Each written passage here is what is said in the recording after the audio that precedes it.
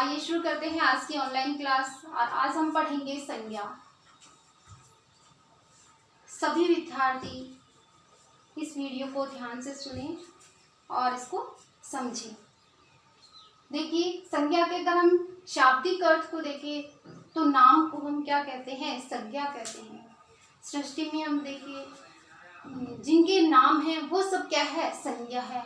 चाहे मोहन हो, लड़का हो, लड़की हो, गाय हो, बकरी हो, चाहे ताजमहल हो, चाहे व्यक्ति का नाम हो सकता है जैसे महात्मा गांधी जी। तो इस तरह के ये सब क्या है? संज्ञा है। तो इनको हम क्या कहते हैं? संज्ञा। तो परिभाषा देखिए, परिभाषा भी से हमें यही अर्थ स्पष्ट होता है।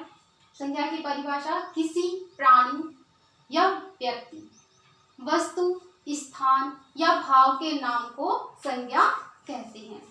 किसी प्राणी कोई भी व्यक्ति भी हो सकता है, कोई महिला हो सकती है, कोई जानवर हो सकता है, प्राणी जो भी जीवित प्राणी है। वस्तु, कोई भी वस्तु, टेबल, मेज, कुर्सी। स्थान जैसे दिल्ली, जयपुर, कोई इमारत हो सकती है जैसे ताजमहल है, लाल किला है।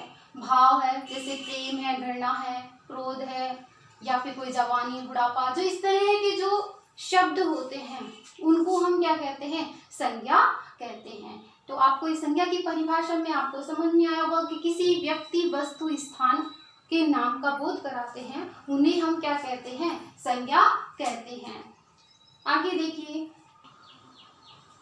देखिए संज्ञा के भी जो संज्ञा के प्रकार हैं वो 3 प्रकार हैं। देखिए कौन कौन से हैं? व्यक्तिवाचक संज्ञा, जातिवाचक संज्ञा और भाववाचक संज्ञा। व्यक्तिवाचक संज्ञा में किसी निश्चित व्यक्ति के बारे में, कोई निश्चित प्राणी है उसके बारे में बात होती है। जातिवाचक में किसी जाति, वर्ग का बोध होता है। और भाववाचक संज्ञा में जो भाव होते हैं उनका बोध होता है। व्यक्तिवाचक संज्ञा में कौन कौन से उदाहरण आते हैं? जैसे मोहन है। कौन कौन से उदाहरण आएंगे? देखो, मोहन, राधा,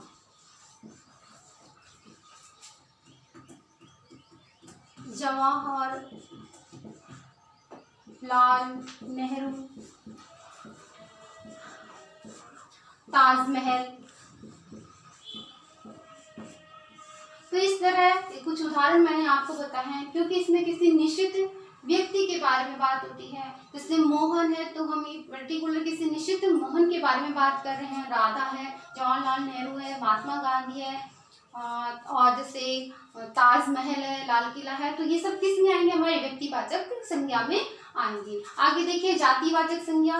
जातिवाचक में क्या होगा? पूरे वर्ग या समुदाय का बोध होता है। जैसे इसमें हम लिख गाय, गांव। तो इस तरह के जो उदाहरण, जैसे गाय हम शब्द बोलते हैं तो वो समस्त गायों का बोध कराते हैं। लेकिन अगर मैं इसमें बोलूं नंदनी गाय, तो नंदनी गाय जो हमने निश्चित गाय के बारे में बात की है तो वो किस में आ जाएगा? व्यक्तिवाचक संज्ञा में आ जाएगा। क्यों? क्योंकि नंदनी है वो एक विशेष गाय है, गाय का नाम है, तो इसलिए वो किस में आ जाएगा? व्यक्तिवाचक में। और जबकि हम जब गाय शब्द बोलते हैं तो वो गाय, जितनी भी गाय हैं उन गायों के समूह का बोध कराता है, उस जाति, उस वर्ग का बोध कराता है। गांव है, जो गांव में जो समस्त गांव है या कोई सभी गांव है उसके बारे में बात हो रही है, किसी निश्चित के बारे में बात नहीं हो रही है। अगर मैं यहाँ पे बोलूँ गांव का नाम लेके बोलती हूँ जैसे चाड़ों की ढाणी, तो वो गांव वो संज्ञा कौन सी होगी? फिर वो व्यक्तिवाचक संज्ञा में आ जाएगी। क्यों? क्योंकि हम उस गांव का नाम भी बोल रहे हैं। तो नाम जहाँ निश्चित नाम हो जाता है तो वो किस में आ जाता है? व्यक्तिवाचक में। और जब नाम नहीं होता है तो वो किस में आएगा? जातिवाचक में। जैसे लड़का है, लड़की है, ये सब किस में आएंगे? जातिवाचक में। आगे देखिए भाववाचक में, इसमें कौन से आते हैं? जैसे प्रेम, घृणा, जवानी।